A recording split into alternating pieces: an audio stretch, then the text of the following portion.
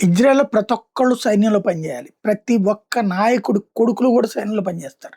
నెతన్యాహుకు bad name అదే అయింది. వాళ్ళ కొడుకొచ్చేటప్పటికి ఎంజాయ్ చేస్తున్నాడు తప్పించి, చెయ్యట్లేదు, యుద్ధంలో పార్టిసిపేట్ చేయలేదు, పిరికి పంద తండ్రి ఇతను అన్నటువంటి అవమానాలు ఎదుర్కోవాల్సొస్తుంది కొడుకు చేసే దాష్టీకాల వలన. అదే సమయంలో ఇప్పుడు ఇజ్రాయెల్ ఆర్థిక మంత్రి బెజబెల్ స్మోట్రిచ్ కొడుకైతే బెనయ్య యుద్ధంలో గాయపడ్డాడు. యుద్ధంలో ఎవరో దాడి చేస్తే కాదు, ఇతను యుద్ధానికెళ్ళాడు.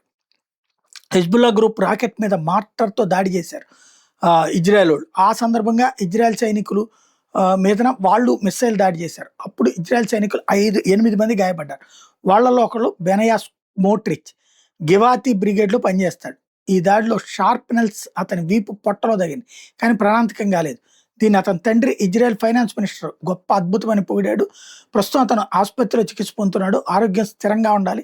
గాయాలతో ఉన్నాడు. త్వరలోనే కోలుకుని సైన్యంలోకి వస్తాడని తిరిగి వస్తాడని కుటుంబ మంత్రి ఆశాభావం వ్యక్తం చేస్తున్నారు.